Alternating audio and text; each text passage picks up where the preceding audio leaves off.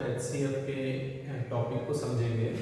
LCM और HCF होता क्या है, इसके कॉन्सेप्ट को समझेंगे, इसके क्वेश्चंस को ट्राई करेंगे, इनके एग्जांपल्स को करने की कोशिश करेंगे।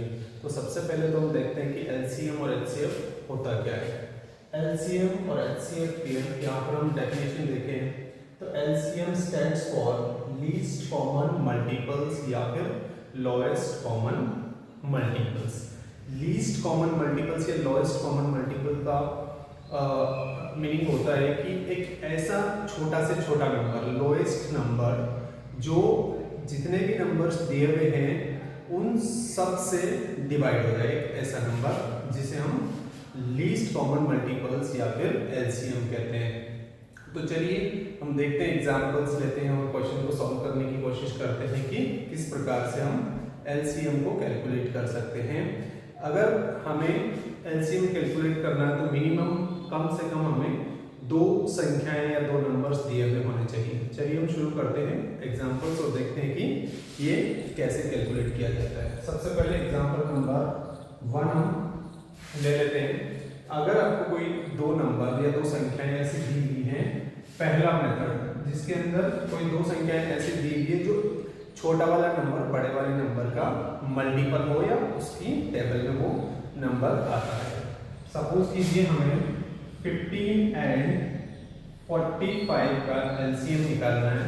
इनका एलसीएम निकालना है हमें, तो क्या करना है कि इन दोनों नंबरों को आपको गौर से देखना है और देखना है कि क्या बड़ा वाला नंबर छोटे वाले नंबर की टेबल में आता है।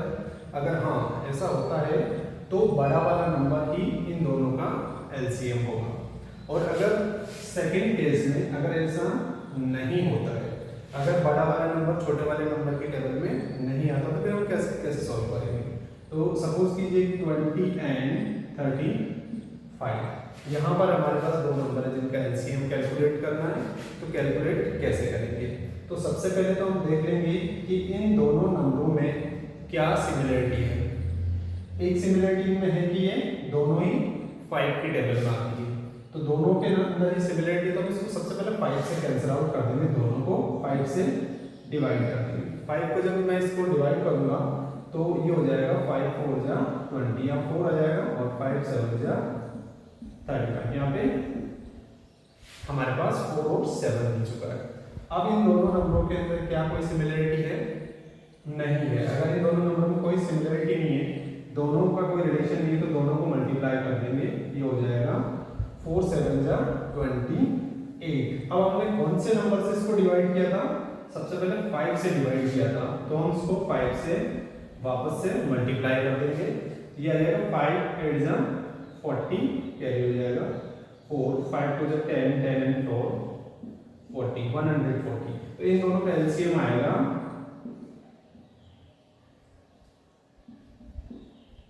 140।